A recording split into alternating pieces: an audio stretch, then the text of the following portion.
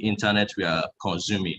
Also, please, we want to encourage us to use the chat room to share thoughts, ask questions, engage with one another. Let's make this webinar an interactive one. Where necessary, participants may be asked to unmute so that you can ask your questions directly. Please, there's nobody that is an island of knowledge. We are all here together to share, learn, and grow together. Thank you very much. Want this webinar to be as quick as possible so that we get to the crux of the matter. At this point, I would like to invite the chairman of the Housing Professional Group, Mr. Sobian Valo Additional Idea, to give us his opening remarks. My chairman, sir.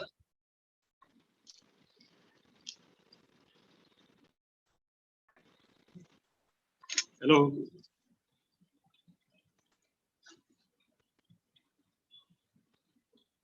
My chairman, sir, apologies. I just saw our first vice president here, Esther Sobian Valua, John Boo Amayebo. Thank you, sir. Thank you so much. Good morning, all noble colleagues. Good morning, sir. Greet you all. All right, sir. So, my chairman, you have the floor, sir. Good morning, my first vice, the past president here with us. Noble colleagues, you are welcome to this professional webinar going on now. As you are all aware, our professional group is one of the specialized groups established by the institution, and our focus is actually on housing. And actually, we're actually made to be a knowledge base and forum for housing industry. And as a major players in the housing industry, we are challenged and driven by the needs to build capacity towards housing in our area. And this is what we are doing today.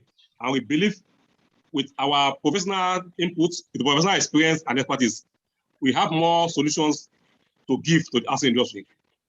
We have assembled a renowned participant in the housing industry, the GM of the State Housing Corporation, to give us a well-thought paper on affordable housing development in Nigeria. He has actually done well. He's a participant and he sits on top of a major housing provider in Nigeria. We are well sure that he's going to give us more. As we are aware, affordable housing has been a major issue in Nigeria, with high cost of land, high cost of building materials, and the problem of infrastructure development in Nigeria is becoming a serious challenge to build house with little or minimal cost.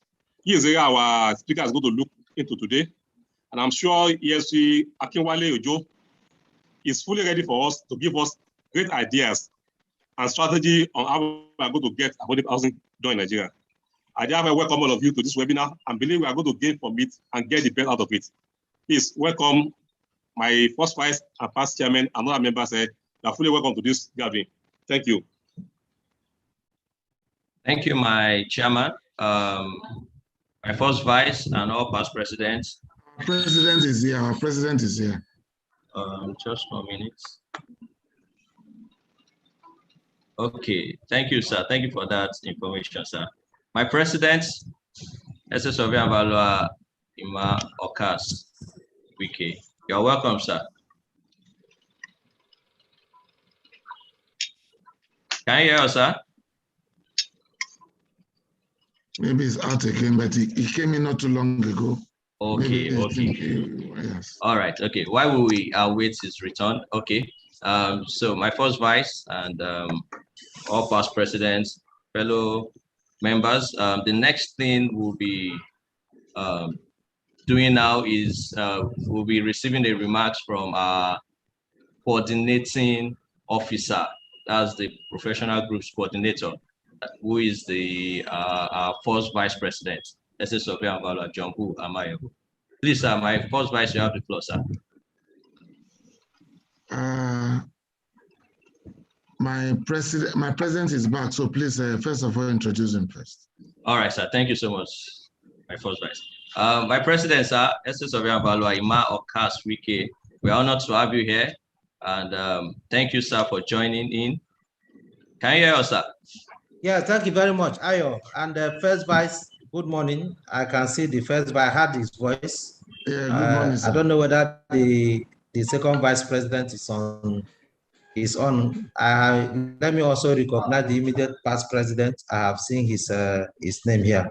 Good morning, noble colleagues. Good morning, sir. All right, sir. So we are now on the opening remarks from the first vice, after which our president would also give his remarks. My first vice, sir.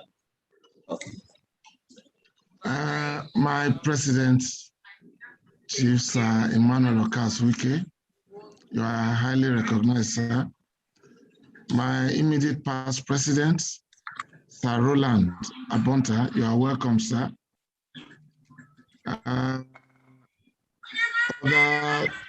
council members, management committee, if they are here, we welcome you all, and the chairman of the Housing Professional Group. Mine is just a small remark. I'm very pleased that we're having this webinar today. And again, the topic is very apt. And I'm also pleased with the resource person because is a guru in this aspect of our profession. And I know he's going to do justice. And the topic, when you say strategic plan, so strategic approach, that was strategic approach. Makes it a very, very interesting one. I know we will leave here today well enriched. The way we came will not be the same. And I don't have so much to say than to congratulate the Housing Professional Group. But I also please, maybe in case anything may just happen, I want to please with the chairman and the secretary to let us have the data of all members of this professional group, the data of all members of this professional group. So on that note, I want to once again appreciate my president for the support he has always been given, and also appreciate the immediate past and so many other elders and leaders of the profession. I can see someone like Ike Ozigbo is here, and my mentor, Oko Victor. We're all here. I appreciate all of you. And on that note, I want to yield the floor back to the moderator. Thank you, my president, and thank you all. Thank you, my first vice. Thank you so much. Thank you for coordinating this professional group very well. And so now I would like to leave the floor for our president to give us his opening remarks, and we'll move on from there. Thank you, sir. Yes, thank you very much. The first vice president, the second vice president, if is in this meeting. Let me also recognize the past presidents. I have seen the immediate past presidents, SS of Roland Abonta. I have also seen past president Patola Ajay. I've also seen our sixth president, past president Alaji Shote. Noble colleagues, let me also recognize the chairman and members of the ESCO of Housing Professional Group. Dear noble colleagues, it is with a great honor and privilege to address you this morning on this very important issue on housing. We have discussed so much about housing to the extent that even Federal Ministry of Works Housing have also tried as much as possible to see how the issue of affordable housing system can be heard here in Nigeria. Unfortunately, we have not had a solution to it.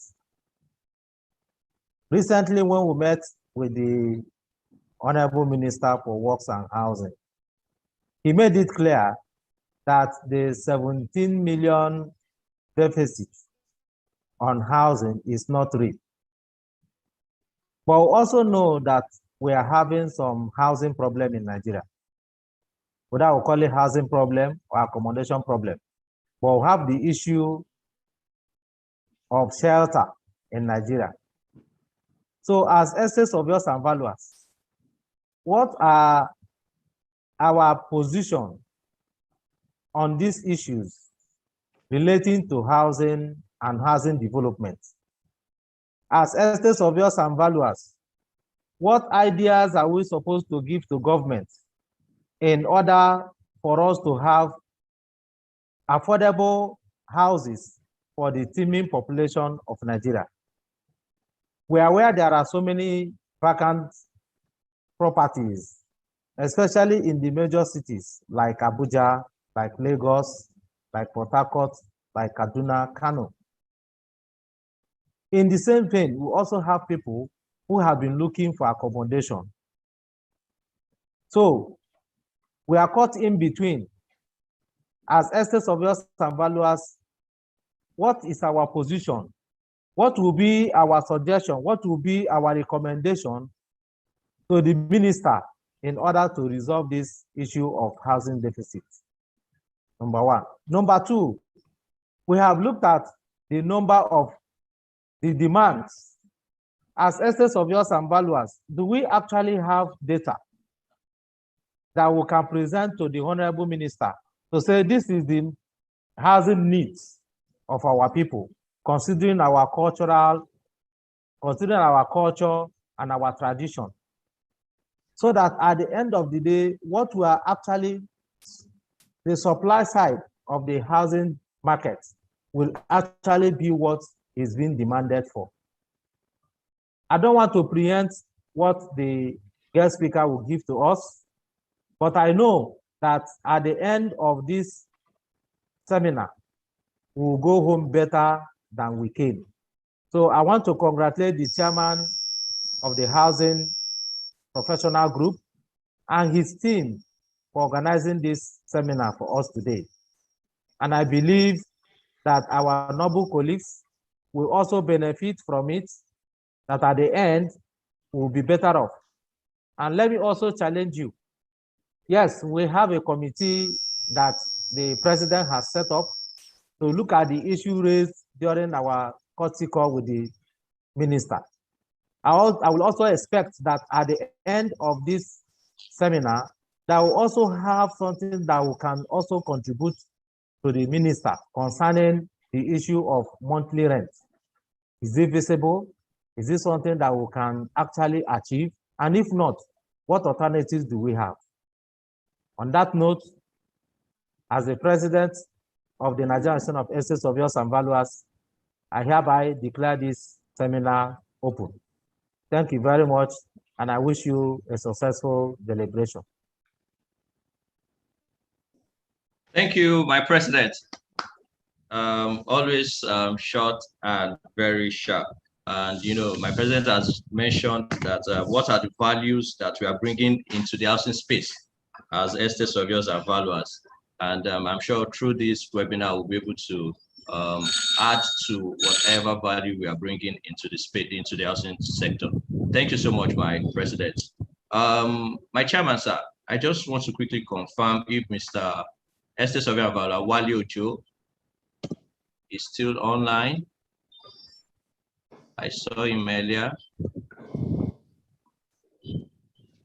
Yeah, good morning, sir. I think I'm able to join now. Okay, sir. Welcome, sir. Welcome, sir. Good All morning. right. Good morning, sir. Yeah. Okay. I wanted to be sure so that before we run past. Mr. Moderator, please. Yes, sir. Permit me to, with the permission of the president, to also acknowledge and thank the past president that I did not mention here. I recognize them very well, and especially our Alhaji Shote. Thank you so much. Thank you, my first vice. That's well noted. My president, the first vice, the second vice, if he's here. All council members here present, all past presidents. I recognize past president Alhaji Shote, past president Estate Surveyor and Valuer Bolarinwa Ajayi Fatunla, past president. The immediate past president was Bonta. The chairman, housing professional group, all senior colleagues here, fellows, associates. I would like to introduce our speaker in person of Estate Surveyor Avalua, Wale Ojo. Prior to his appointment as the acting general manager of the Ogun State Housing Corporation, Wale Ojo played active roles in the implementation of the following projects, among others. He was the team lead and chief lands officer in the acquisition and development of 100 housing units using locally sourced building materials, now called Presidential Mandate Scheme. That project has been completed. The team lead senior estate surveyor in the preparation and defense of feasibility and viability appraisal of the Ogun State Housing Corporation's application at the Federal Mortgage Bank for 300 million naira real estate development loan, granted and now fully repaid. The team lead appraisal team of the technical committee in the development of 1.2 billion 76 affordable luxury housing units, now known as HID estates, within President Olusegun Obasanjo Hilltop Estate, Abeokuta. That has also been completed. Lead appraiser and acquisition team in the development. Oh yes, in the development of 520 million 12 units luxury homes, now called Ibarra Mills, within Ibarra Housing Estate, Abeokuta. Team lead acquisition and development team of 126 units affordable residential homes, low-cost housing, now known as Value View Estates, Abeokuta. He was also the team lead in the development of procedure manual and ease of doing business document for the corporation. That has also been completed.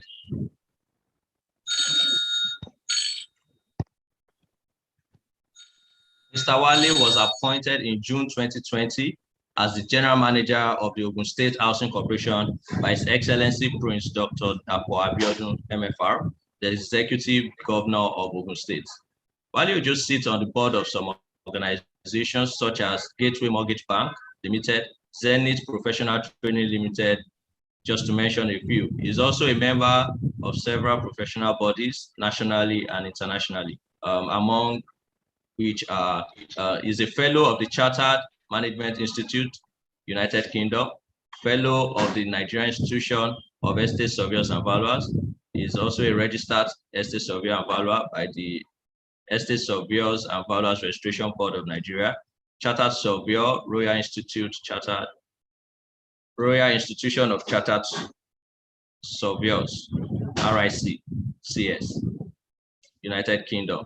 Is an associate member of the Nigerian Institute of Management, member of the Nigerian Institute of Town Planners, registered town planner by the Town Planners Registration Council of Nigeria. He is a man of many caps, and I would just like to quickly welcome Estate Surveyor and Valuer Wale Ojo. He is married to Oluremi, and the marriage is blessed with children. Please, you have the floor, sir. Thank you so much, sir.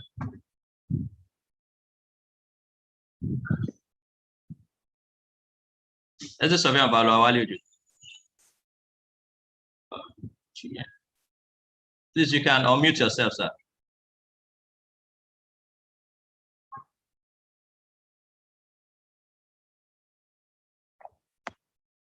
Okay, just 1 minute. I think they're trying to resolve some technical issues.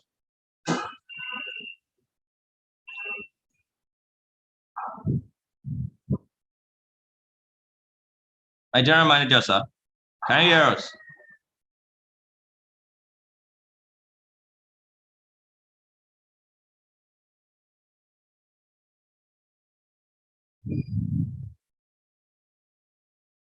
Your mic is muted, sir.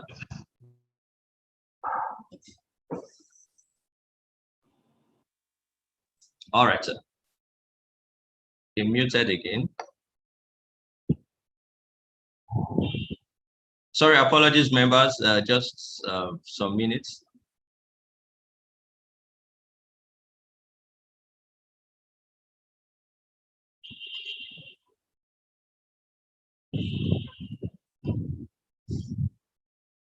Okay, I can see Mr. SS Victor Oko saying he can't hear everyone. Please just log out and you can log in again. It should be your internet. Our general manager, Mr. Wale Ojo.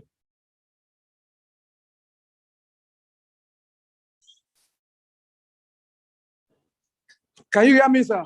Yes, we can hear you now, sir. Okay, I think I may have to combine two devices here because the one I meant to use is actually messing up. I can actually, if it's not going to be producing a sort of echo. Good afternoon, noble colleagues. Good afternoon, Mr. President. It's the afternoon yet. Good morning, the president of our noble institution, Mr. Okasuike, the first vice president of our great institution, SS Valua Jumbol Amoyebo. I say good afternoon to you. All council members who are actually present for this program, all past presidents who are also online, I say very good afternoon to everyone. Mr. Chairman of the professional group, SS Valua Additional Adiatu, I say very big good afternoon to you all. I hope everyone is hearing me now, sir. Very clear, very clear, very clear. Sorry, I need a response to be sure that I'm being heard by everyone. Very clear, very clear. Okay.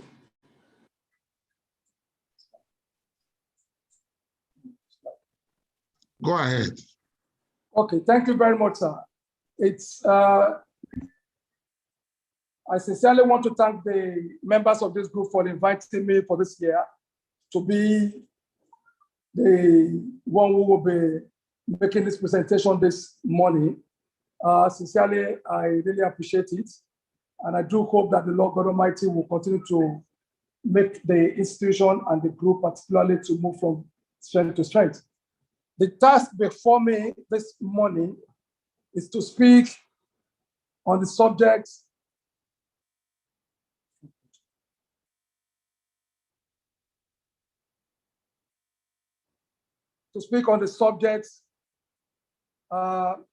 that is strategic approaches to affordable housing development in Nigeria. Yes, you will agree with me that housing is a very key subject in the life of every man, every human being. And of course, there's no amount of discussion that we have to take in housing that will be termed as an overflow, because it affects our day-to-day affairs. Yes, I will just be sharing my slide, and of course, I'll be making my presentation as I go on. In the course of this presentation, I will be looking at giving a brief introduction of the subject matter. And of course, I will look at the nation's population trend and housing situation, in Nigeria. I also would like to do a bit of appraisal of effort of governments, particularly most recent government efforts to stimulate affordable housing in Nigeria. I also would like to look at current level of housing deficit in the country.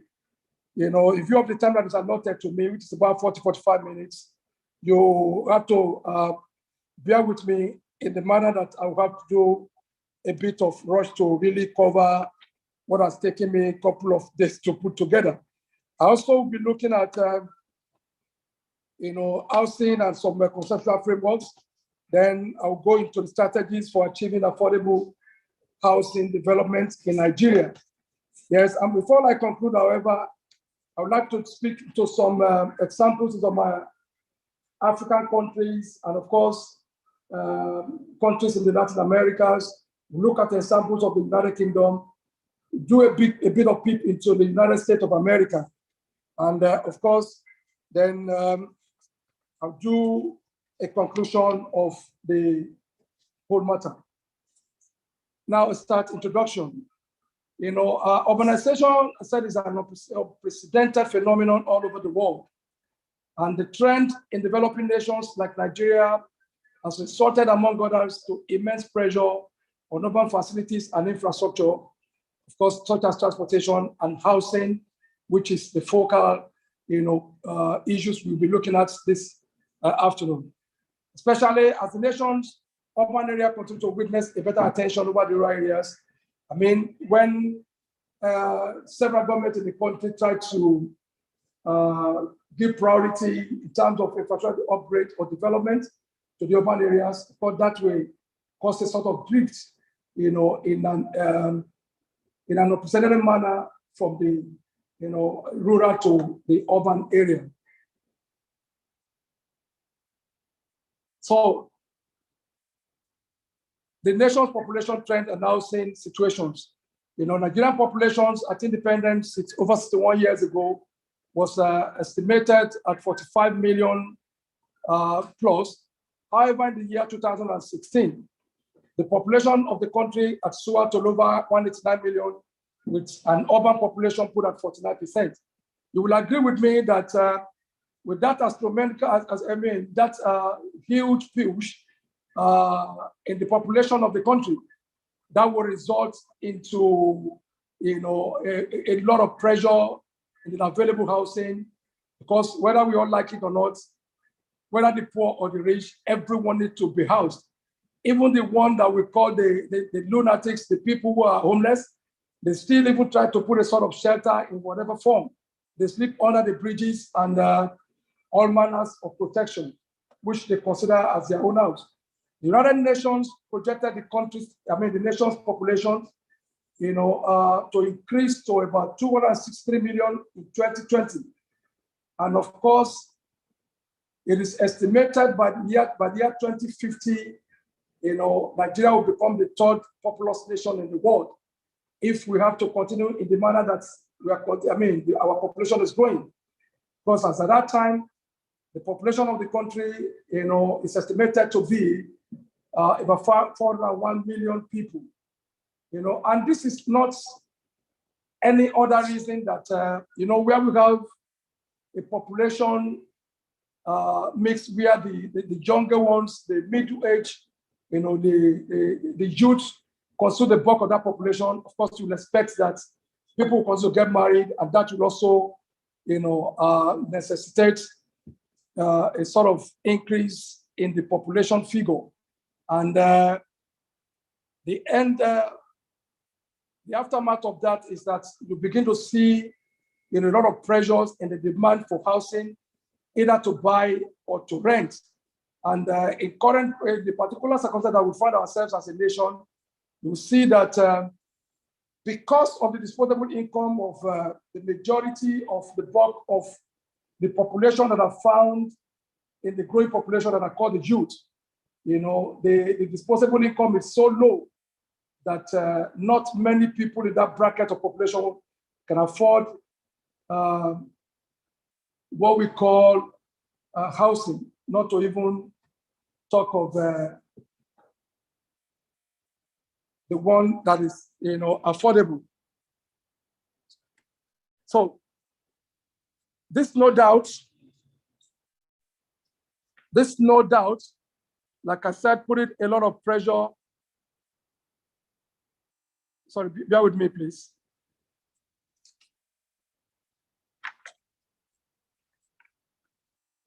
Not supposed to meet a demand pressure for shelter with current housing gap that is estimated at over 17 million. In the past, several successive governments in Nigeria, they have made several attempts, both in policies and productions at addressing housing gap, but they are not adequate, especially for the low and the medium income earners. Research has proved it. Researches from people like Professor Mabo Guje and the like, they've done a lot of work in these areas, and they've come to conclusion that, of course, this effort is still inadequate. So the efforts are not achieving its objectives majorly because most of the people who are meant to be beneficiaries of the houses, they cannot afford it. Affordable housing in Nigeria is bedeviled by myriad of problems. which has also been, diagnosed in research to include, but not limited to the following: inadequate access to finance, and of course, finance to housing production or access to housing. It's not only in terms of mortgages, assets, finance that are needed for developers to also come to the market and also not there. And of course, this finance that we talk is not only in terms of money, finance opportunities that governments in the nation are expected to provide. They are not also there. How do I mean? In terms of finance to developers, not necessarily you having the kind of mortgage or development loans that is needed to do how to produce estate that is needed. The part of government, some states need to do a sort of incentive or relief in the amount that is required for the developer to get certain approvals for him to really kickstart the entire housing production. Other reasons for the existing gap is so administrative procedures. This also boils down to several, the various government offices.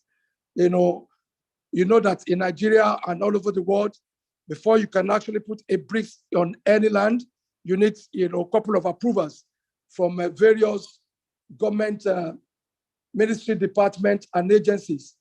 And in some of the cases, access to this procedure to get these approvals are so cumbersome that are so frustrating that they also limit what a developer could actually achieve. And also, other uncoordinated government policies.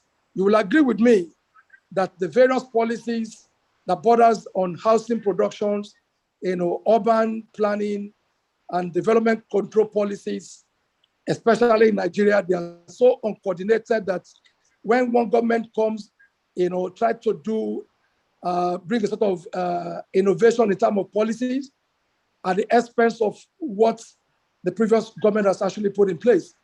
This also brings a sort of problem in the entire value chain for housing production. And another problem that has caused the existing gap has been attributed to what is referred to as high cost of land, registrations, and titling. And the immobility in housing is also a problem. Immobility in the sense that if you are not able to turn that property around, by way of you being able to release equity in that property, that also is a problem. And the sort of documentation that is required, by most of our states in Nigeria in registration of land title, and the cost that is associated with saying, it's also a big issue. A lot of states are really, really still, battling with this. Maybe with the exception of a few states in the Southwest, i.e. Lagos State and Ogun State, which we are trying to harmonize our figures to make it more affordable to the people. And of course, Lagos State has done a good job in this area. Kano State has also done a very good job in this area. And another problem is urbanization, which I've spoken about. This is, the movement of people from the, rural area to urban area where infrastructure actually, found in abundance. And of course, lack of political will. Lack of political will has also been attributed as one of the reasons for the gap that currently exists. Fragmented political appointments into housing, MDAs. It won't surprise you that even at most of our housing corporations, the kind of appointments of the head that they have there, it's also nothing to write home about. We have a couple of them that are having people who are not in the built environment sitting as, either special advisors or general managers or commissioners. And other reasons include lack of expertise, inadequate funding, and service gains of some key stakeholders, has also been attributed as part of the reasons for the existing gap that we have. So that takes me to another side, of course, we need to get a bit of definition of housing in order ramifications, and to do a sort of definitions of some of the conceptual framework. Like I said, housing is cannot be termed to have been overflowed, because it's an issue that affects virtually every population group that we have, in any nation. For the purpose of this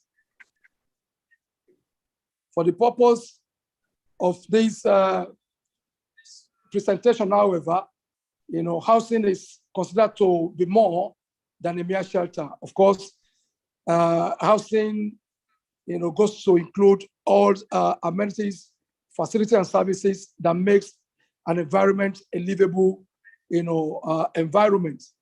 So, affordable housing is a concept that is heavily influenced by the local context, and is therefore not subject to a global norms. How do I mean? Affordable housing in Nigeria may not be, the same definition that may be adopted, in some other West African or African nations. For some, its definition function is a function of household income and expenditure, which majorly that's the benchmark, for defining housing, especially in Nigeria. This benchmark does not to exceed a ceiling relative to overall household income and expenditure. Within our own country, if you're going to, it is expected that you are not expected to spend more than 30%, 30 to 33% of your disposable income, to meet your housing need. Your need for housing and what you spend on it should not actually hinder your ability to meet other needs that, actually consider as household needs. So, however, this varies between countries. For example, Canada until 1980s used a 25% household income threshold. It's in India, a ceiling of 50% is applied, which means, if it is still considered to be okay if you are spending about 50% of your household income to meet your housing need. Like the example I was trying to give about Nigeria the other time, you will agree with me, where an individual is spending over 30% of his income, then of course, that is no longer considered as affordable. Affordability within the context of Nigeria also boils down, on the ability of the individual to access the level of finance to procure, housing. Either you are renting or you are purchasing.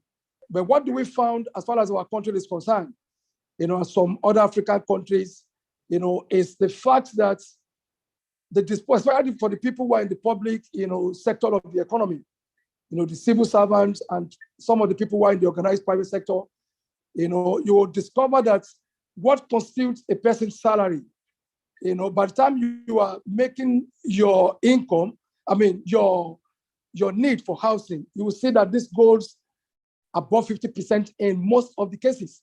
If anyone is conversant with the table that was actually presented, by the Federal Mortgage Bank, which is the template that is currently being used by the primary mortgage banks to measure affordability, in terms of what an individual is able to get and what salary band is, can get what. Sorry, excuse me. So a recent study of housing situation in Nigeria put existing housing stocks, at 231,000 inhabitants. The country's present housing deficit as December 2020 is estimated at staggering over 20 million units, which is about 15% increase from the figures of the previous years. And of course, in monetary terms, about 21 trillion naira will be required to finance the deficit. With a population of nearly over 200 million, the current deficit is alarming is alarmingly high. In 1991, Nigerian housing deficit was put at 7 million and rose to about 12 million in 2007, 14 million in 2010, and currently over 20 million units. House prices and rents, on the other hand, have grown ahead of general inflation. Making matter worse, the composition of houses for sale and rent on the market has been shifting towards very expensive.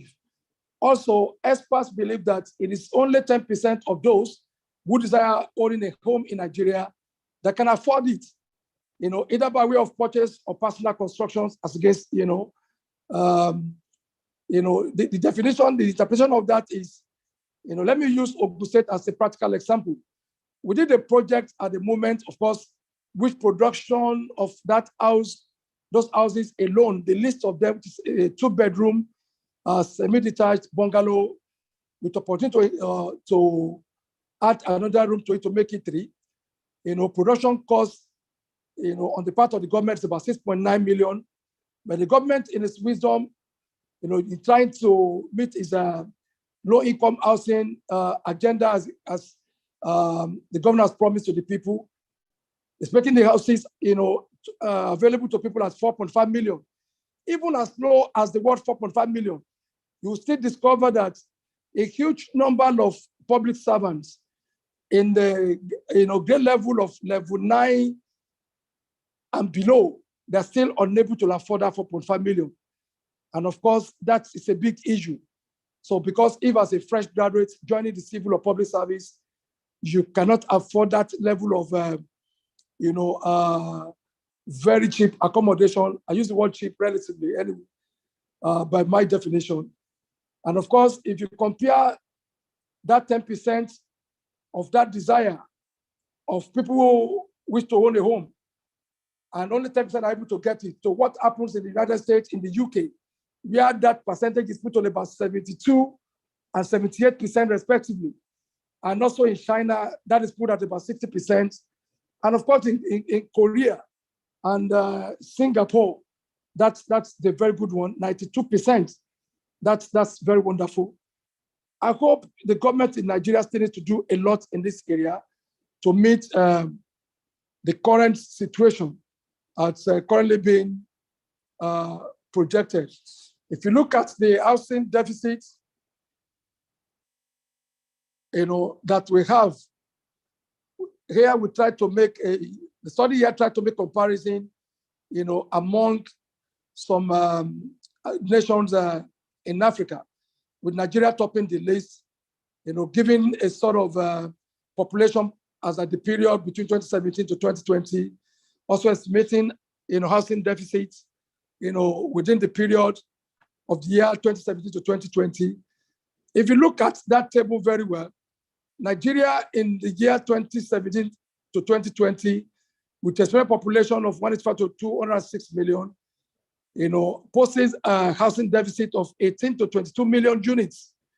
And of course, Ghana, by population, which is about 30 million, 20 to 30 million, having a deficit of 1.7 to 2 million.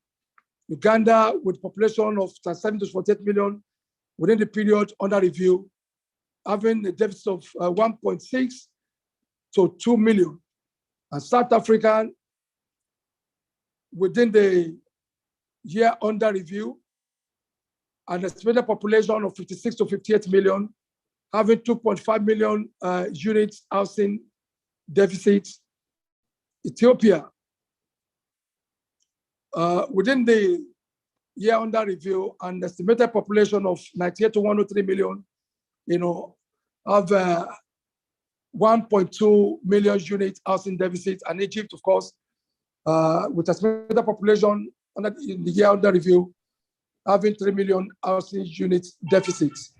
So you will agree with me that, of course, with the varying level of population deficits, population, within the year up to current year, the deficit varies from nation to nations. With Nigeria, because of our own population, we're having a deficit that is estimated at over 21 million. And of course, The data reflects the urgent need to craft better strategies for affordable housing delivery in Nigeria, to stem the rising trend of housing deficits, meaning every nation of the world, particularly our country, Nigeria, should begin to place priority in housing production. You will agree with me, if effort is not made at matching the rate at which the rate at which people give birth in this country, then we'll continue to talk about this deficit year in, year out. How do I mean? The current production rate of housing, both within the public sectors and the private sector, is currently not matching birth rate in the country. And of course, this is a big issue. So Nigeria as a government needs to do a lot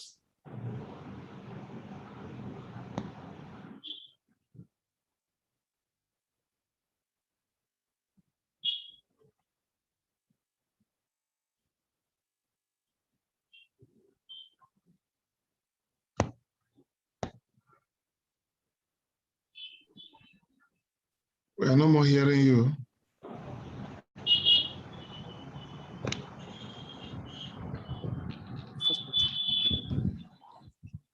Hello, can you hear me, sir? Go ahead now. Yes, yes. Okay. So Nigeria housing gap, of course, like I said earlier, can be solved by an unwavering commitment and political will, political will of government, given the long-time nature of housing and its financing. What am I trying to say here?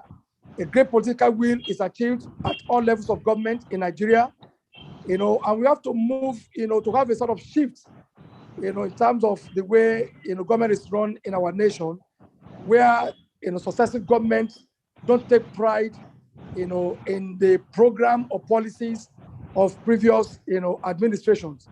Everyone is coming in and rolling out their own policies and programs. We must have a coordinated programs in this area to achieve or to be able to bridge or to plug the existing gap. And the rates also needs to be very, the pace needs to be very, very astronomical and not just what we are doing at the moment. Of course, some state governments are really doing a lot in this area, like the current government, in Lagos and Ogun and some southwestern states, and of course, some northern part of Nigeria. Ogun State, for instance, is first in the first 4 years of this administration to deliver 4,000 housing units. And of course, with just having spent about 2 years plus at the moment, the government has done something in the region of about 1,800 units scattered across the 3 geopolitical zones of Ogun State. So, like I was saying, the aspirational strong political wills are currently, the political will I'm talking about is currently being embraced by the state that I mentioned. And if you look a sort of comparison to African countries, e.g. Morocco and Ethiopia, what have they done differently? These countries, they've tried to, embrace a policies whereby government is, not going to be involved in direct housing constructions, rather creating an enabling environment that makes private developer to thrive, not just crushing them, like we have in some other countries, try the Western countries of Africa. They induce private and non-governmental organizations to build and finance housing acquisition for all income groups, especially low and medium families. In the same vein, some governments in Latin America, such as Chile, also adopted this enabling environment policy to successfully reform their existing housing policy and systems. The enabling approach is changing the role of government from a provider of housing to that of a facilitator. You will agree with me that if government continues to position itself or serve as the provider of housing as against facilitator, you will know that it will take several years before we are able to actually plug this gap. in not missing words and to enable us to deal with this intent of this webinar, however, I've highlighted some measures, and therefore, of course, several research works has actually looked into this, and they've also do a lot of justice in that area, And before I try to go, because of my time, I want to lay emphasis on this subject matter. So, obtaining government finance is an important strategy for building affordable housing. Government finance could come in so many ways. I've actually mentioned a couple of them in my presentation earlier. This could come. Government should make available cheap land. By virtue of land provision of land use decrease, the government is positioned in an advantage because most of the governments carry out acquisitions, and the policy of compensation is, according to the law, requires that the government should put those that have been displaced or whose land are appropriated, for purpose of a public use, to put them in a position, as if to say that land has not been taken away from them. Unfortunately, that's not the case with what we have now. And the kind of compensation that is currently being paid in the country, in my opinion, that should enable the government to be able to make land available to developers, to try. Because where land is not, available in a manner that is, that is cheap, there is no way, because that is also going to form part of the parameters to be considered when the developer will be fixing the final selling price. There are policies that surround the current NHF program, whereby government is saying, federal government is saying you cannot sell above, certain limits. And if you interview some of these developers, they will tell you that their challenge in most of the cases is land availability. And therefore, as part of the way out of achieving affordable housing development in Nigeria, I'm advocating that the state governments in Nigeria should, as much as possible, reduce the various rates at which lands are made available, to achieve affordable housing to our developers, of course, the very serious ones, and there are measures to measure these very serious ones. And also, in determining how much is payable for obtaining necessary approvals, government should also look into this and make sure that this is reduced, to accommodate or enable the developer to be able to sell at what we consider at low income housing. Time will not permit me to begin to make a sort of differentiation that exists between the word low income housing and low cost housing. And of course, the target of this paper is low income housing. That is, no matter your income, the ability to be able to get onto property ladder. So another thing I'll be advocating for, relief from government, regulations substantially, with respect to affordable housing provision. You see, like I did mention earlier, reliefs could come in so many ways to developers. Government could also partner with this developer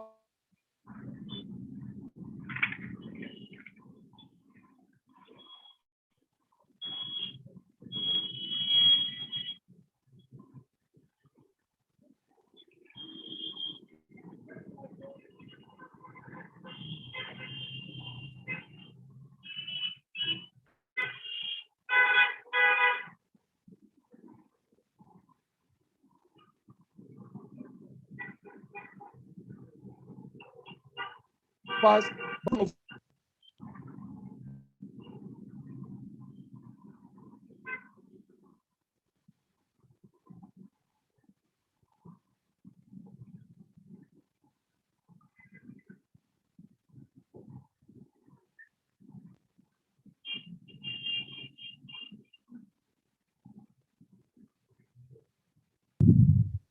Hello, sir.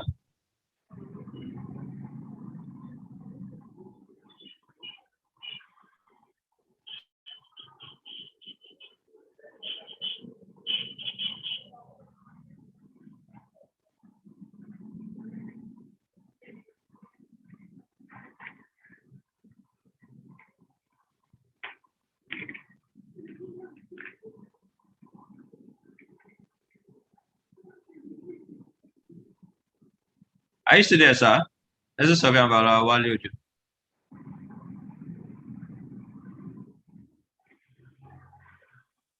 Hello? Okay, we can hear you now. Hello? We can hear you, sir. We can hear you, sir. Okay. Okay, Sorry. can you hear me? Okay, I can hear you. Can you hear me, sir? Yes, sir. We can hear you, Mr. I Wale. can hear Okay, your I'm voice. actually talking about regulatory reliefs, to developers by our various state governments. I hope you all have me up to that point. Yes, Regulating we what? did. Regulatory relief. Yeah, regulatory relief. So that is, not making developers to go through the same level of documentation, that other, developers, of private accommodations or commercial accommodation needs to go through. I know in some states there are laws that currently exist that borders on, yes, if you are doing a development that is over 1 to 5 hectares, that is over 5 hectares of land, you need to do certain level of paperwork, maintainability documents, some engineering documents are also required. And also this can actually be looked at and see how to reduce this, because all this comes at cost to the developer. And I think if they are removed, that can also, so government should also embrace certain services and not certain services scheme and allow people the ability to come in, buy land and start to do what I call incremental housing, be able to develop those units, as they also get income to do so. The least that any government can do for their population is to make available site and service scheme. Even people that cannot afford homes that are priced about 3 million, 4 million, I think they should be able to afford sites that is priced below 1 million or a bit over 1 million, and also be able to create a sort of window that allow them, access to cheap mortgage rates. Of course, the word cheap mortgage rate does not exist currently in Nigeria. The worst that can happen is the effort of NMRC, of course, at also making things life easy for the populace is also commendable. Government-funded infrastructural development. You see, government will also come in this area, not just only provision of housing, but the provision of infrastructure should be funded, majorly by respective government in our country. Their contribution in this area will go a long way at reducing, cost of housing to make it affordable. Because if you look at the percentage of the cost that is required to provide infrastructure, more or less, it goes far beyond what it takes to even put the houses, together. So I think if government can come in this area, it will go a long way. As a responsible government, every government in Nigeria and all over the world, who is committed to the plight of his people should be seen to be doing a great work in the areas of housing. So another thing that I've actually put here, government should begin to sponsor research into building materials, as against the current situation of relying heavily in the use of imported materials. If you bear me witness, the current situation that we are experiencing in Nigeria at the moment, where our inflation rate is going at a rate that is considered to be alarming. Of course, this has a great impact on the level of, on prices of materials and other consumables, and also building materials. They are not in exemption in this area. But I'm encouraging government at this time to begin to do, to sponsor research or researches in our various research institutions, with respect to building materials, so that we can begin to see opportunities at using locally sourced building materials, and of course, another thing I'm actually will be advocating for in this paper is a cost-saving house designs. Our architects also embrace, simple design models that will make, that will save a lot of wastages in terms of, bricks or walls that we have in our various designs. Let us also make it this simple. This research is cost-saving, house designs. And of course, review of fiscal and monetary policies of the countries, which also goes to determine what rate is paid as interest over mortgages that people take out from our various mortgage providers. And of course, our land reforms, it's been well, talked about that a review is urgently needed. And of course, if this review is looked into or facilitated very quickly, this also will go a long way at reducing what's the amount of money or the laborious efforts that goes into land acquisition and the like. So review of fiscal and monetary policies, policy that borders on interest rates, policy that borders on our measures at controlling inflation rates of the country, so as to motivate people to go into building materials and production. Other thing I'll be advocating for is anti-corruption measures and a responsive judicial solution. Of course, as a practitioner, to say that corruption is out of place and when it comes to what people do, we may be deceiving ourselves. And of course, I think government should do a lot of providing measures to stem this. Creation of, another thing I'll be advocating for is the creation of a viable mortgage system. At the moment, our mortgage system is still considered to be at an unencouraging state. The mortgage in Nigeria is contributing about 6% to the nation's GDP. If you measure this with what's obtained in other nations of the world, which is about 60-65%, you see that this is still a very huge gap. A nation where an individual cannot actually approach mortgage banks, for mortgage loans, or even commercial banks who also deals in mortgages to access facilities for, buying houses. Honestly, that economy needs to do a lot, So I'm advocating for a viable mortgage systems. Our various mortgage banks should be encouraged to go into, business development whereby different products are being developed. Different products are being developed, to match, different needs of people. In some other countries of the world, there are mortgages that are targeted at interest-only mortgage. This happens where, the income of the individual cannot actually secure capital and interest repayment mortgage. And also there are products that can also come from these mortgage banks and also the government.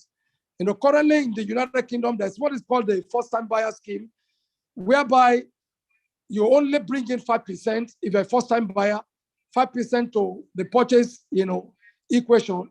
The government will fund about 15% to 20% of that purchase price.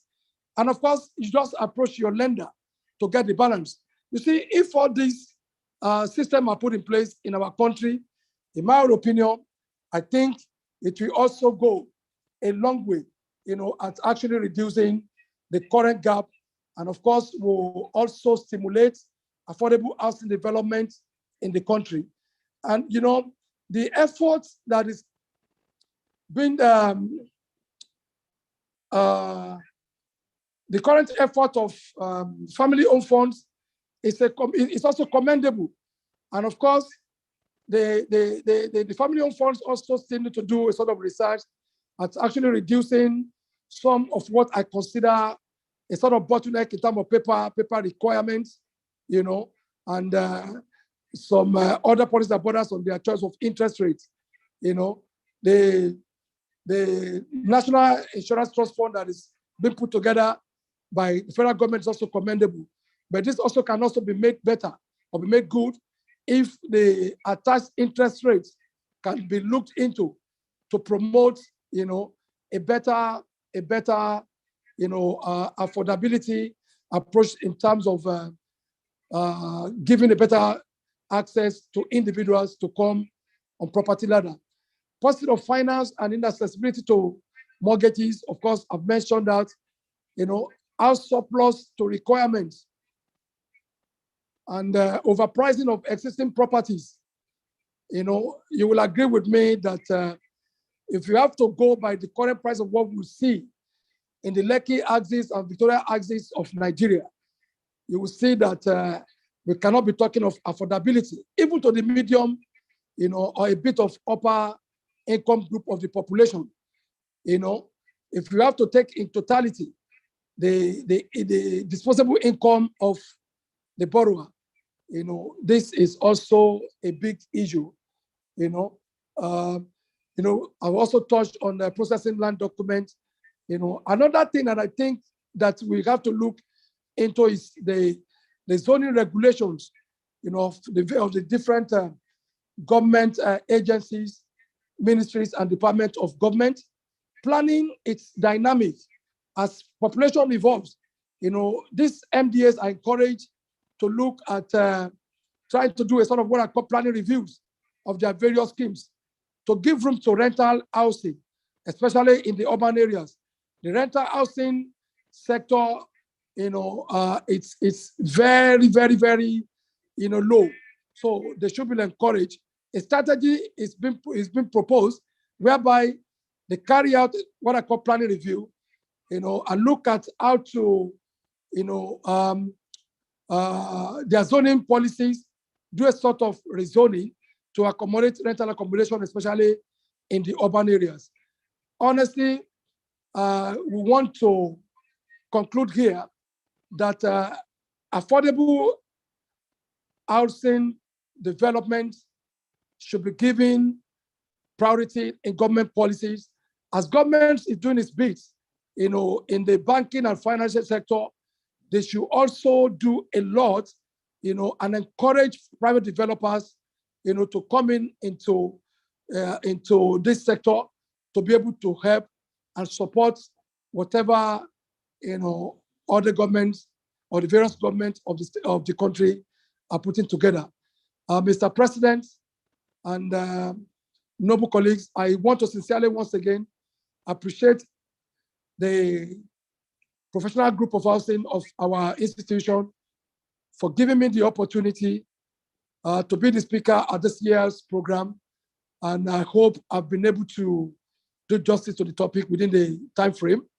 Like I said earlier, it's going to be an interactive session while I wait for, you know, questions from participants. Thank you very much. While I say God bless you. Thank you so much, sir. Thank you for that very precise and insightful presentation. You know, I picked one or two things from what you said, sir, that that government should see how they can create an enabling environment where private and corporate developers are encouraged to go and provide you know, housing. They should be the ones, the champion for housing supply. That government should start playing the role of facilitation instead of being the provider. You also mentioned about ways how government can add into housing finance. They can give cheap lands, they can give regulatory relief, and you know, also go into infrastructure development through site and service schemes. You touched on the high cost of building materials, and you also suggested that there should be researches on how we can start using our locally sourced materials to build. Of course, corruption. There's no way we can talk about housing development that we won't talk about corruption. You also mentioned something about the mortgage system and the alternative financing system that should be developed. Thank you so much, Esther Sofia Balwa, Wale Ojo. And I'm sure a lot of people will have questions for you. And while we await questions from members, I just have one question, sir. Although you touched it, but we always say enabling environment, enabling environment, enabling environment. What exactly is that enabling environment that would allow professionals to go into providing affordable housing? And I can give you a good example, just a tip, like an insight into what I mean. Recently, we heard that, in order to give tax relief to certain individuals, certain organizations, governments allotted some roads for infrastructural development to some companies and individuals. Can't we do the same thing for housing development? Okay, thank you very much. Of course, you've touched on it, enabling environments. A good example is where people are given opportunity to do a particular road, and of course, that also comes in terms of tax relief to that organization. That can also be done for various developers, the very serious-minded ones, because my experience over the years has taught me that if 10 developers approach your table, you'll agree with me, over 60% of them are what I call briefcase developers. These are people who see opportunities in real estate development, and they just think it's an all people affairs, and they want to come into it. Yes, that's one way you have also spoken about. Enabling environment also can also be viewed in the area of granting tax holidays, on importation of building materials. If you are a builder merchant, a well-established and reputable one, government can also come in here, which I think government is also doing in the area of cement production to some of the major players that we have in the country at the moment.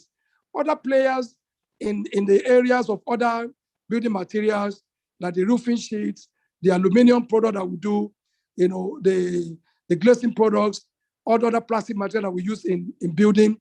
They can also be encouraged to bring in all these building materials, grant them tax holidays, and ensure that they do a sort of price control mechanism to guide, the final price that these builder merchants would sell to the final consumers. All these are considered as enabling environment. And an enabling environment is also viewed, whereby when you approach a government, government agencies, ministries, departments and agencies of government, they don't look at you with all those obnoxious rules that if you have to carry out the implementation, of course, you will see that it's going to be practically impossible. The fact that I have not been trading as a developer in the last 10 years, I'm just coming into the business as a developer in the first year, and you are asking me, a company that has just been incorporated this year, to go and produce tax clearance for the directors or company for the last 3, 4, 5 years. This happens in some other states, in some states of the country. All these are enabling environment. We can stem that, we can withdraw all these, obnoxious rules, relax them to be able to give room for, developers of affordable accommodations. All these and many more are what constitutes enabling environment. Also reducing the time it takes to get policy, to get approvals, because the issue of time also, a key issue. Because if you fail to procure material at a certain time, by the time is wasted, on the procurement, you will see that you'll be losing a lot, especially now when inflation is getting or has gone out of hand, in my own definition. And government is seriously, has not been able to do anything about it. So that's just my simple answer to that. Thank you so much, sir. I can see some hands raised. My first vice, please, just 1 minute. I will call you. Looking at the business angle to housing development, how can we convince a private or a corporate organization to go into affordable housing when they know that their returns on affordable housing will be little or nothing? Thank you very much. Of course, my experience when people come on board, the first thing that I like, the question I try to put forward is to ask them their understanding of affordable housing development. And my test, I've received several questions, several answers to that questions, and majority of them have failed in their understanding of the definition of affordable housing. Affordable housing is a game of number. And to be honest, that's where the partnership, between the private and the public sector now comes in. The private developer who is coming on board, it must be able to leverage on the cheap land that government is able to provide, must also be able to leverage on the integrity of government, which is going to promote the numbers that we are talking about. Let me tell you, let me share my practical experience in the last 12 months with us. When this government came on board, as a government, of course, we push our programs that we have to them, which of course, in line with what we have seen to be the agenda or the vision of the principal. And honestly speaking, many people that have come to partner with us in this area, they have the fund that is required. But by the time you put this fund with what is going to take to achieve it eventually, the profit is nothing, like you said. But what have we done to some of our private who are partnering with us is to see to the cost at which makes those land available to them, number one. Number two, provide the technical support on the part of the government, which are available the various agencies, which is what I mentioned. And by the time we now go back to the table to add this difference, of course, that push up the profit. And like I said, it's a game of number.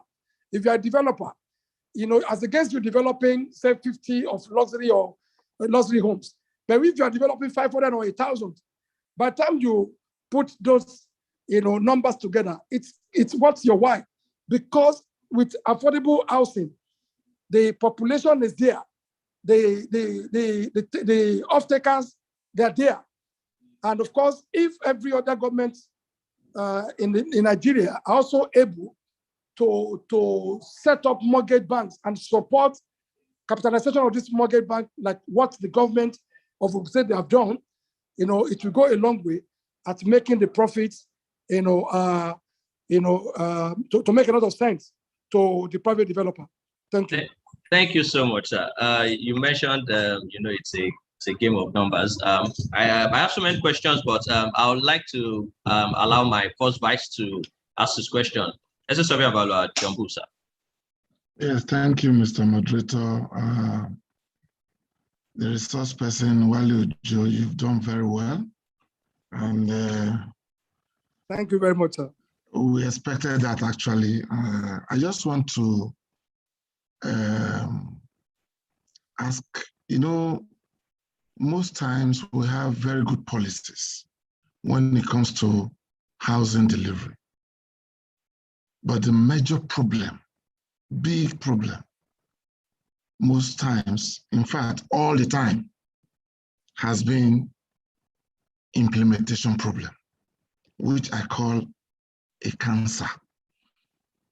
So from your experience, how do you think this cancer can be cured? These implementation problems. We talk, we give ideas, we say so many things, but the current set of leaders, even the past, most of them, to implement it becomes a problem, which is a big cancer for me. Okay. How do we cure it? Thank you very much, sir. My vice president. Observation, sir. Observation, sir. The moderator. I think the speaker should take notes of all questions and observations and speak at once so that we could make progress. So many people have comments to make. I think you should take some of them, at least not less than 5, address it, then take another set. You can't be responding to each one. Okay, all right. Thank you so much, sir. Thank you, my immediate past president, sir. All right, sir. SS Surveyor Valua Shegun Damiru. Please, SS Surveyor Valua. Oh, okay. My hands are up. Please, Shegun Damiru, please allow me, sir. Yes, SS Surveyor Valua Davonta. Please, you have the floor, my IPP, sir. Thank you so much, the moderator, for good work being done. Let me also sincerely appreciate our speaker for today. The first thing that hits my head in the presentation is where he talked about regulatory relief to developers. Let me take out that immediately before I make my other comment. Sir, in the part of the country where I live in Abuja, I can hit my chest to tell you that developments are not regulated in this city. And that's why we have mirage of abandoned projects in some places in Abuja. Abuja participants will agree with me that at Lokogoma and other places, you will not believe that government approved the development of those estates. Rather than talk about giving regulatory relief, I think the call should be that the government should regulate housing developers so that they don't collect money like they do in Abuja and give you a land that have no infrastructure at all after you have paid 80% of the infrastructural costs, and then you go and build slum into such space that has been given to you. That is by way of comment concerning regulatory relief. I, for one, I stand against that because of what developers are doing. I know that there may be sanity in Lagos, but in most parts of the country, including Abuja, the federal capital city, the developers are not regulated, and the participants in their project will tell you their experience. Now, I would like to say that I also appreciate the faculty for keeping the flag of this faculty flying, even if it's flying halfway. That's the way I put it on my notes here. I want to say that this faculty is of age, and it's time for us not to be doing it small. Housing is a very loud thing in our nation, even considering the presentation we have received today. So we need to be loud about housing. And this is an area that engages not less than 70% of our members. Most of our members are into estate agency because of housing. And of course, we claim to be the housing economists who should really provide policy, provide strategies, and also be able to manage housing. So I want to say that this faculty should begin to fly. There is opportunity in the air for us to fly.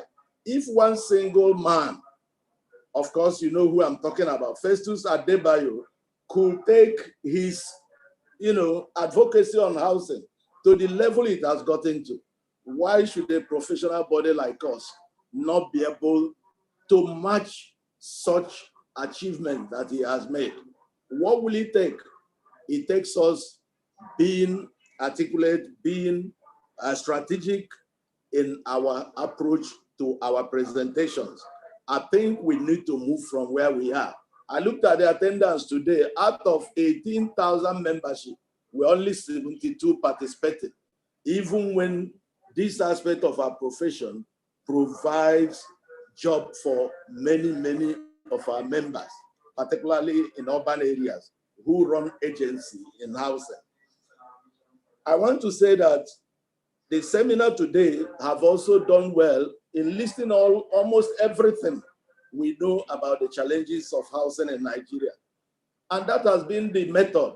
We come out, we list them, and then come next time and release even those that have been listed. So I'm beginning to ask questions. When shall we take proper action to change the scenario, to change the narratives about housing in Nigeria? Who are we waiting for? Government will never be able to do that. So Niesv as an institution, through the housing faculty, can begin to take affirmative actions that will change housing in Nigeria. You may ask me how, but before I tell you how, I want to say that why we are failing in strategically changing the narrative is based on 3 other issues that are also mentioned in the seminar today. Poor housing governance by unprofessionals in housing. When our present minister was appointed, I think I was either second vice or something like that. I had to say that being the best governor cannot make you the best housing administrator. 6 years have proven that along the line. Billions and trillions have been spent, but you cannot see the physical impact of what has been spent. Rather, the number of people without housing are increasing in our nation. The other one is politicization of housing. Housing is not politicians' game. It is a professional issue and is a social need that is on daily basis increasing and requiring attention. And of course, don't attend to it, you have the kind of challenges we have.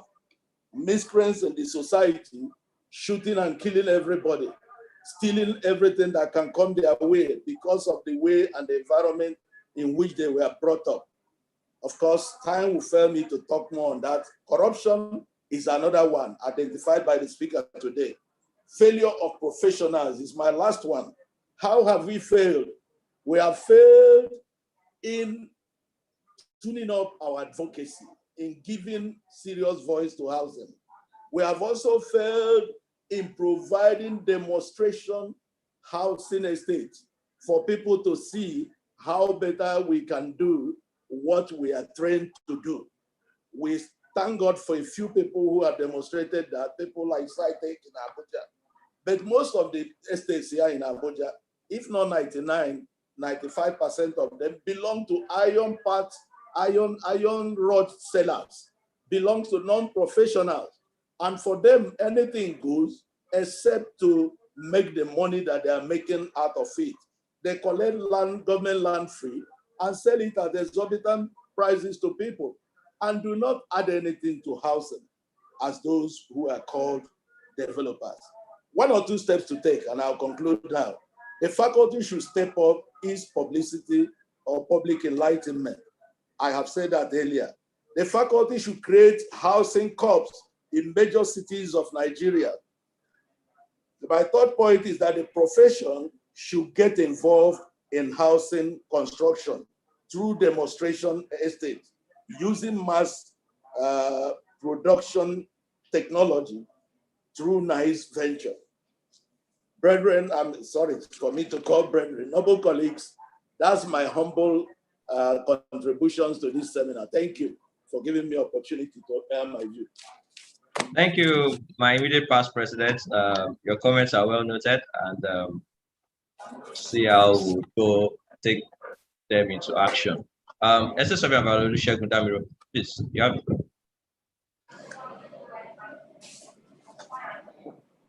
Good afternoon, noble colleagues. I want to observe the presence of the president, the vice president, first vice president, the 2 past presidents sitting, council members, and also the chairman of the professional group. My name is Niesv Oluwasegun. I presently work with Property Mart Real Estate Investment Limited in Lagos. And if we are to count the number of housing units that I have joined this company to provide, I should be counting up to like 8,000 to 10,000 units. And I'm worried, and this brought me to what the past president just said. And because I know that he has to speak before me, and it's pained. And I asked this question. Every day we keep coming here to come and say, government is to be blamed, government should do this, government should do that. We need to ask ourselves, what is our own responsibility in this housing deficit in Nigeria? So we have not been doing anything, and we need to wake up. And that is why you have read and you begin to ask questions. Are they professionals? As a president, the owner of my company studied political science in school. He does not even have any qualification in estate management. But today we are talking about real estate guru in Nigeria. You will mention his name. What are we doing? I've seen several firms. Can't we come together, approach government, get this land, build this estate? Oh, somebody will tell me we are not engineers, we are not to build. Oh, those Babasule and co that are bringing engineers from wherever and they are giving us bad products and seeing all these things every day, are they engineers? I was taught in school that from the beginning, from consideration to the end, we are part of it. So which means that I can assemble professionals together and I can still wait and have the end product and manage it. A lot of estates of yours are just interested in the management. And I have a sad news. This management is getting out of hands every day because they have also inculcated their own marketing strategy of selling their products without you. And that's why you see buy one land, get 2 chicken, get 1 goat, get all these things. And I begin to ask, of what relationship is house and goat and chicken? Will that solve the problem of housing units in Nigeria? No, I think it's high time we wake up. I appreciate the speaker today. And I'm very, very sure that if my firm approach that corporation today and said, I need land, I want to partner with you, I want to construct an housing unit of 50 units, 100 units, I believe that it's going to welcome us. I believe that we need to start talking to government, the state government or whatever, and not just allow this, permit me to use the word, Dick and Harry that does not understand anything, go into land, sell fake lands to people, sell fake houses to people, and we are here every day saying that we are professionals, waiting for them to finish their own job and we want to manage for us. Please, we cannot sit down and blame the government. We need to take the bull by the horn and make sure that if it's in Reagan, we take our lead. If it's in the housing unit, we take our lead. We make them understand that the professionals are talking and they need to listen to us so that we can give good ideas and marshal our points to make sure that at least we tackle this problem of housing in Nigeria. Thank you. Thank you so much for that. It's the story of the chicken and the pig. The pig is more involved in the production of whatever meat that you get from them. So you are telling us that SS Surveyor should get involved. Thank you so much. SS Surveyor Abayomi Ibisola, sorry. Good afternoon, everybody. My president and the past president in the House, my very senior colleagues, and the colleagues in the House. Well, I want to give it to my Oga, Ziwale Ojo, for the presentation. But I want to be very, very sharp and go straight and be specific in the area of administrative bottlenecks that he mentioned. And a bit of it was also mentioned by the immediate past, Oga Roland. What I want to say is this: every one of us should be very, very careful, and we should see ourselves as part of the problems, particularly most of our colleagues that works in the ministry relating to land and housing, and the MDAs and the agencies. Let us ask ourselves questions. Are we doing well as professionals? When clients came, when intending homeowners, landowners came to ask for us to do one thing or the other, are we doing the right time? Don't let us forget that most of land transactions or housing transactions are inked on the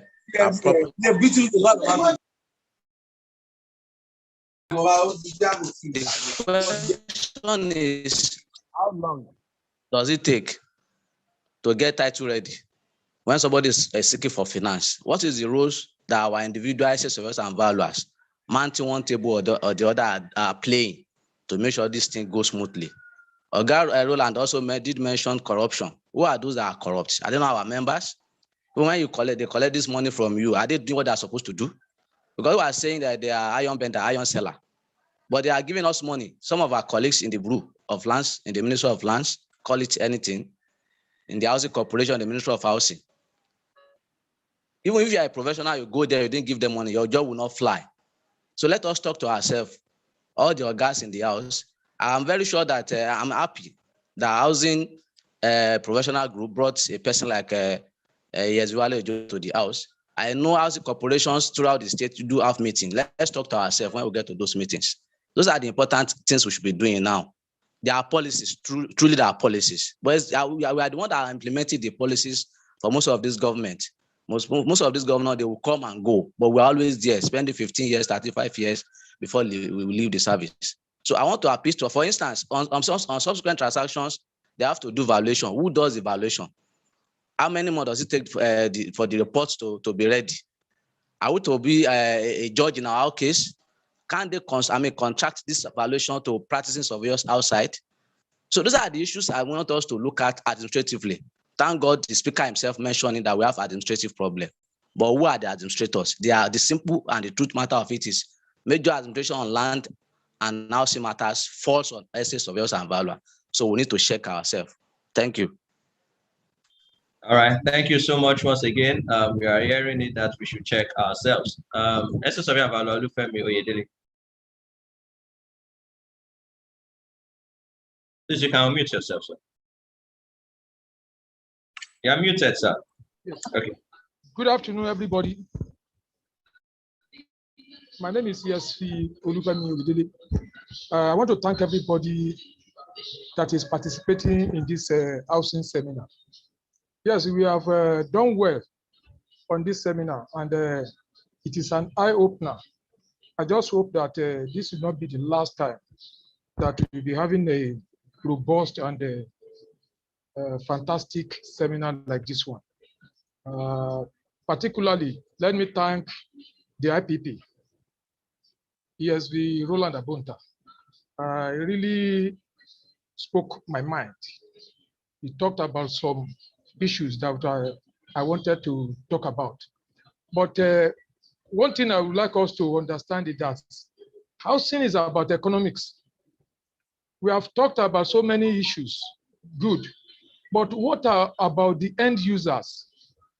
Don't forget that Nigeria is the world capital of poverty. And I want us to note that very well. So when we are producing our housing, or we are talking about housing, we should be talking about affordable housing, housing for the masses. Because these are the people that are deficient in housing. When you talk about the rich people, I think they are okay. That's why we have so many abandoned properties in Abuja, Port Harcourt, and Lagos.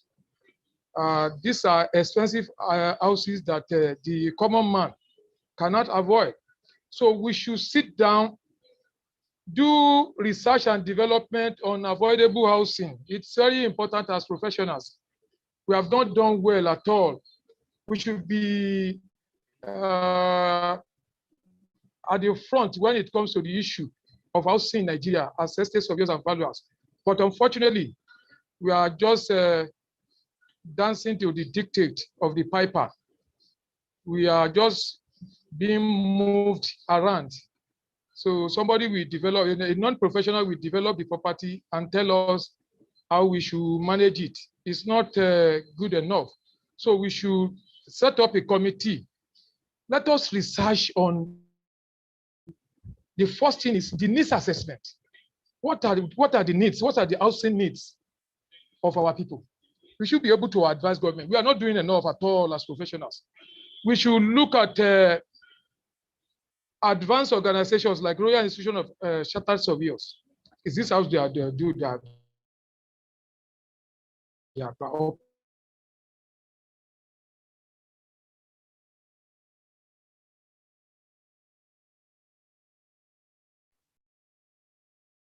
Are you there, sir? Are they listening when it comes to yes, I'm here. I'm here. Can you hear me?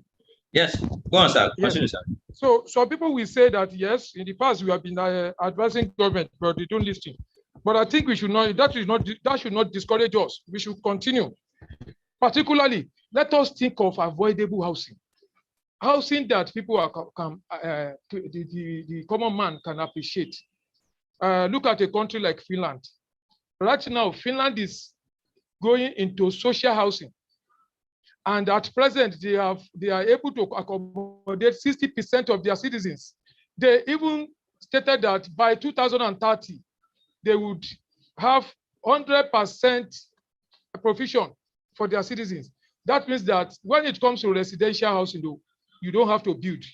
If you're a citizen of Finland, you just apply to the government. They give you free of charge.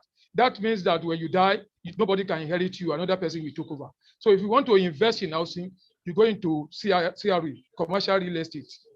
You go into hotels, you go into shopping mall, and so on. So don't let me take the time of other contributors. I want us to sit down. I want us to sit down as professionals and then think of how we can help government, not listening to government on what to do on housing. Thank you very much. Thank you so much, sir. I think I'll only take two more. After these two hands, we would have to wrap this up. Thank you so much, sir, for that contribution. You pointed out the need for us to carry out needs assessments, and as estate surveyors and valuers, we should be able to carry out that research for the government, and we should stop, dangling the 17 million, 22 million housing deficits numbers all around. Thank you so much, sir, for that. I hope Ayo, you will allow me. You will allow me to speak after. I don't want to interrupt anybody. That's why I kept quiet. So I hope you allow me to do my closing remark. Yes, sir. Yes, sir. Okay, thank you. Okay, sir. Please, sir. Just 2 minutes, sir. My president. Mr. James Alabi, yes, sir. James Alabi. Please, you have just 1 minute, sir. 60 seconds, sir. Thank you very much. Good afternoon, noble colleagues in the House. I'm very happy to have participated in this webinar. Housing to us is a social good, like as of you and Value Yedele have just said. And if we are seeing it as a social good, we should consider the aspect of affordability. And to make housing affordable, I think we have to look in the areas of building materials production, especially those ones that conform with our environment. We can make housing affordable by looking at the components in such areas that we help government to achieve more in terms of production and making it affordable to those who we believe are the low income earners. Most of the things we see in Nigeria today is that everybody have taken housing as a self-help product. And being a self-help product, we found out that most time people build houses that will not conform with what is expected of a normal human being. So government can help in this area by making sure they make housing affordable, by making lands available to people at lower cost, as well as in the area of building components. Thank you very much. Thank you so much, sir. I think the last hand is down now. Housing as a social good from SS of Yabalua, James Alabi. My president, sir, please, you can give your closing remark. Sorry, before your closing remarks, sir, SS of Yabalua, Wali Ojo, do you have any comments or remarks on what people have, raised, issues that have been raised? Well, thank you very much. Of course, I will have to make 1 or 2 comments. Our vice president first asked questions that bordered on policy implementation, which according to him is a cancer. Honestly, I want to agree with you, but where that starts from, it's what I call, there's nothing wrong in our various policies. Of course, it is the driver of the policies that matters. That's why, and the reason why I'll be advocating for what I call right peg in the right hole. Of course, until we begin to look into issues that border on us from this perspective, take for instance, yes, like I mentioned in my presentation, some of these agencies have people who does not even have any bearing to real estate, housing, or built environment. They are made the head of these organizations. There'll be little they'll be able to push in terms of policy implementation and be able to convince the authority, why an action needs to be taken to change, a direction that they might have considered as the norm. So I think to be able to remove that cancer, I would advocate right peg in the right hole. So my immediate past president, who mentions, who tried to differ a bit with my submission in the area of regulatory relief. Honestly, yes, everyone is entitled to his opinion, but however, yes, we are having all these abandoned housing projects scattered across, Abuja and other locations that we mentioned. Of course, if in the implementation of those schemes, the procurement procedure, M&E, that is monitoring and evaluation, is not put, into those procedures, we will continue to have this. And also goes to my response to my first, to the answer of my first vice president, right peg in the right hole. Who are these championing this, housing development? What is their level of expertise? If you don't know, you don't know. And in the implementation, or even before you even start development, there are several studies that needs to be done. The fabrics and appraisals of the project, the fact that it's working in Port Harcourt, that does not mean it's going to work in Abuja. So M&A and doing the necessary study at every level of the work, and even before the work, commence at all, it's also very key. And of course, another answer to the immediate past president question is, yes, we are not having people that read housing management, estate management, and the like in the forefront of housing production, especially affordable housing in Nigeria. Because yes, some of us, or majority of the practitioners, like I said, when people come to me, when you start to ask questions from these various developers, honestly, they are unable to answer questions that borders on housing sociology, housing needs and housing demands. These are questions that push forward. And unfortunately, because they have never heard about that in their life, they will be unable to answer. Therefore, I want to advocate for a sort of partnership among practitioners. Yes, the money that is involved may be huge, but if we put ourselves together, form a formidable team and make ourselves one, we'll be able to do something, in that area. And lack of advocacy by the housing experts. Of course, this group needs to begin to do more in this area.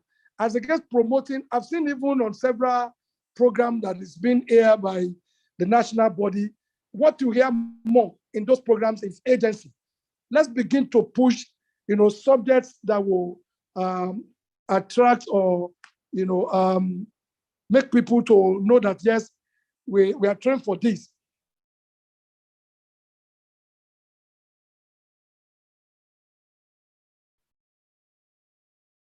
Yes, Viwale Oju, sir. Hello, sir. And of course, we cannot leave out who mentioned that, hello, can you hear me, sir? But, yes, we can hear you. You went up for it. All right, you can go on, sir.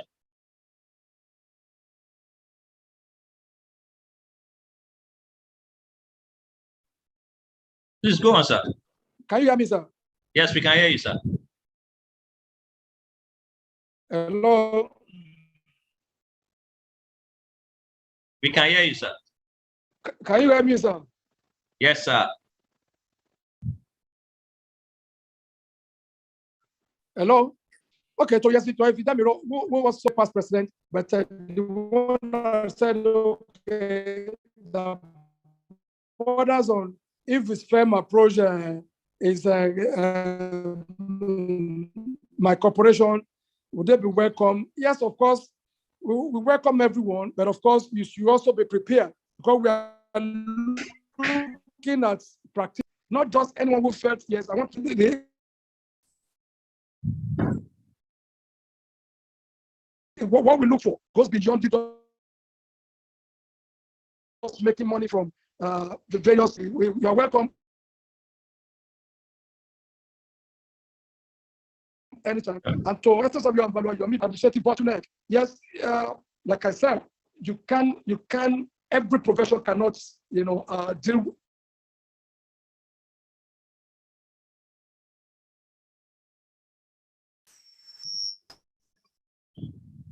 Okay, I think we're having some technical issues from ESB Wale Ojo, and I just want us to move on.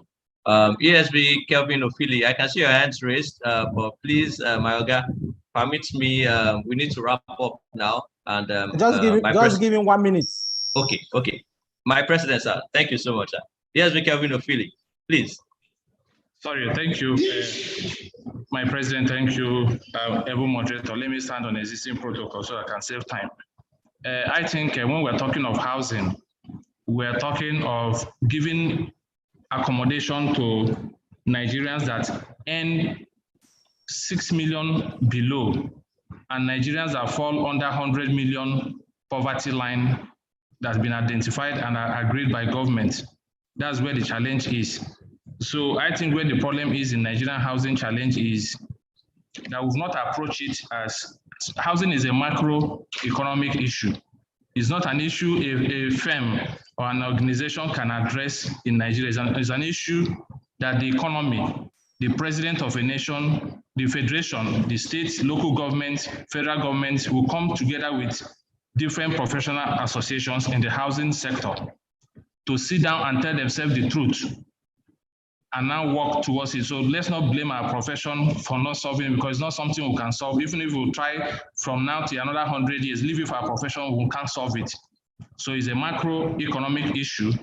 It's an issue that Nigerians don't earn enough to afford housing. That is the challenge. Now, if you see what SA surveyors have done, some blame us in the past. Look at our former governor in Lagos. When he was governor in Lagos, he said he was driving that housing, we should pay rent yearly. It didn't work because it's a demand and supply issue, not something you solve by fiat. Now he's minister for housing. He's saying that we should encourage governors to get monthly, people to pay rent monthly. It can't still work because it's not something you just say, go and collect rent monthly. If I give you an example, if I tell you what it takes me to recover a house in Lekki phase 1 last month, if I tell you how much we spent to recover a house, how much you spend to get police support, you now ask me, how will I come back to rent that house monthly? So it's not an issue one want to discuss under 30 minutes and think a profession will solve it. That's my little contribution because of time. Thank you, my president. Thank you, noble colleagues. Thank you so much, sir. Like a professor of bio would always say, housing involves, it's as a value chain. And thank you, ESB Kevin Ophili, for pointing that out, because no single person can actually solve this Hydra-headed problem. Even with the efforts Governor Jakonde, late Jakonde, the feat he achieved, till today, we still have the issues around. My president, please, you have the floor. Yes. Thank you very much, noble colleagues. Let me thank each and every one of us for the contributions that we have made. I have taken notes of some of the suggestions and some of the points that I have raised during this seminar. Let me say that, just like assuming I knew, I wouldn't even allow the Kevin to speak, because it's like he read my mind and exactly what I want to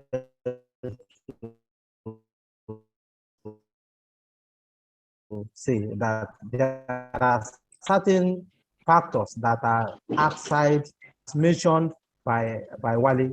The issue of mortgage financing, is it within the purview of Essence of the Ambassador? No. Just the issue of research. Yes, we can carry out research on our own, and that's why I want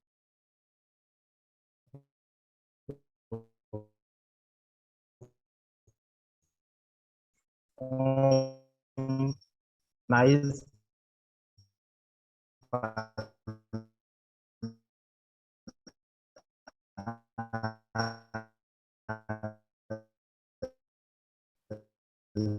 My president, sir, you are breaking a little, so we are not getting all what you're saying. So if you can just help us recap.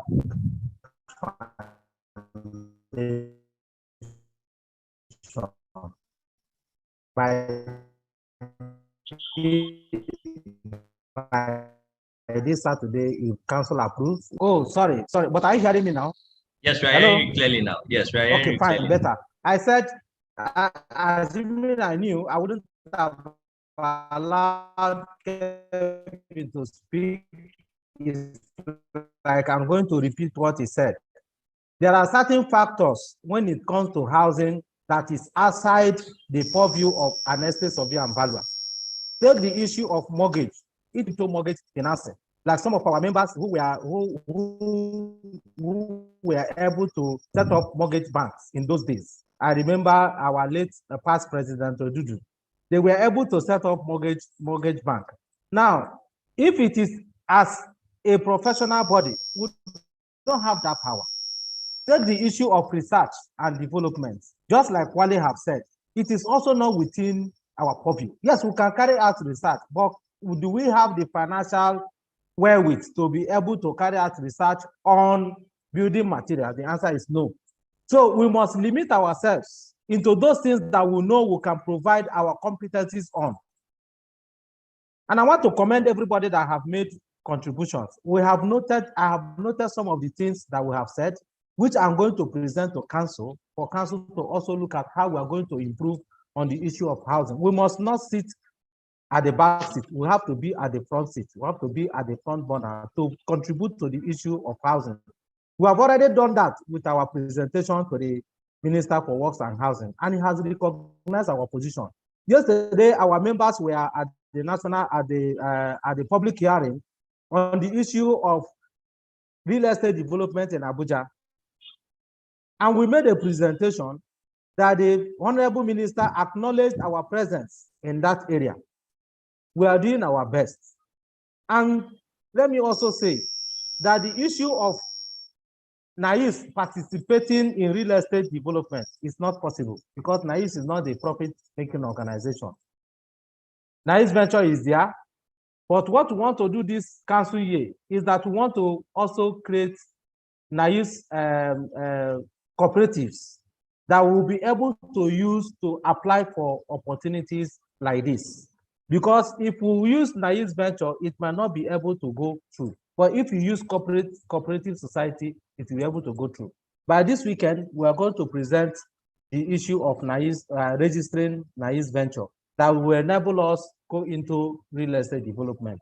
So we are trying our best to ensure that Niesv is known when it comes to housing provision and also housing demand and supply. We'll do our best to ensure that our members participate fully. I want to commend the chairman of the housing professional group for even organizing this webinar. Yes, we are not there yet, but we are progressing. We cannot, it's not possible for us to be able to overcome all these shortcomings. These are things that have grown over the years. And what we are trying to do now is to see how able are we to contribute our little quota to the issue of housing deficit. And I want to commend Wale Ojo for his paper. He has taken us all through the line, and I want to commend him. And I want to promise him that we'll try as much as possible to be at the front seat on this issue of housing provision and housing management. So I want to commend all of you who have taken note of all your comments, who have taken note of your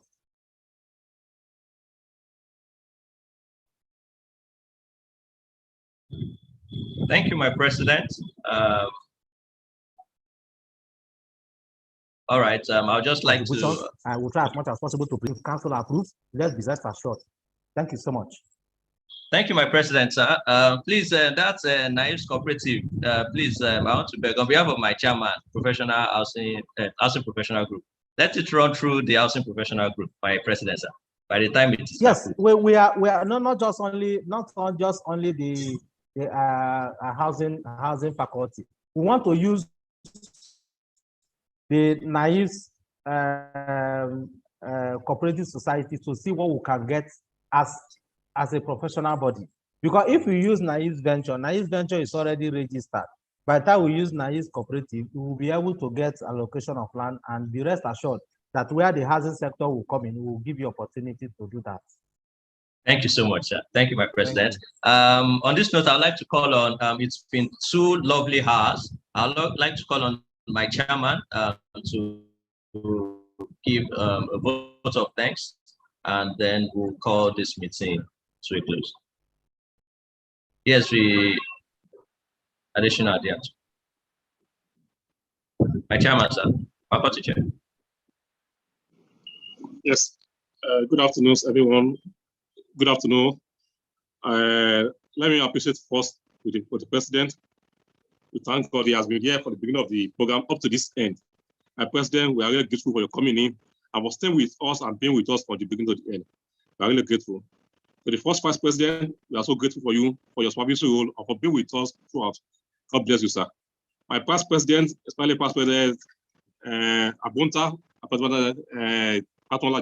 being with us, we are really grateful. To the speaker of this today, SESP, Wale Ojo, we are really grateful for your in-depth and for the rich and practical presentation you have given us. May God bless you. It's actually good, and we are being enriched from it. And I also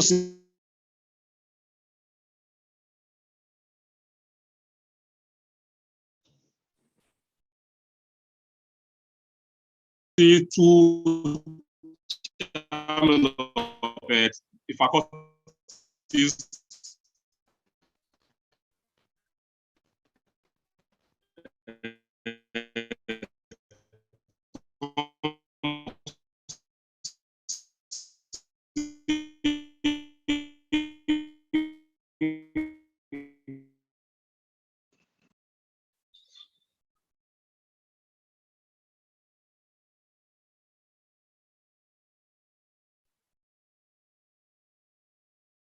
My chairman, sir.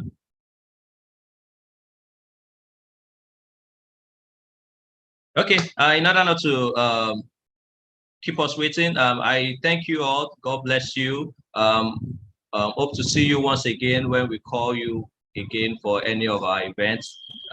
We love you. Thank you. Have a lovely day. Enjoy the rest of your day. Thank you so much. Thank you, everyone. Speaker, we appreciate you. Please, we'll call you again and again and again. Please, sir. And please, whenever we call, let your doors be open for us. By the grace of God, sir. Thank you so much, sir. God bless you. Thank you all. My president, thank you, sir.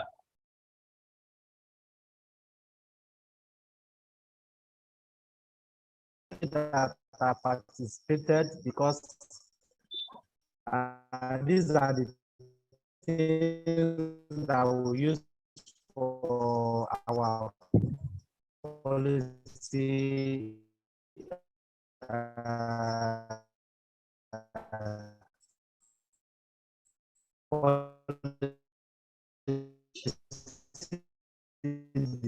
decisions, and I can assure you that we'll do our best.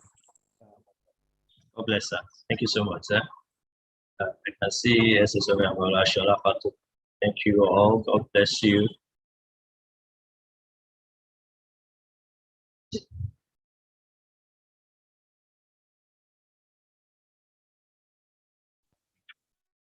Right.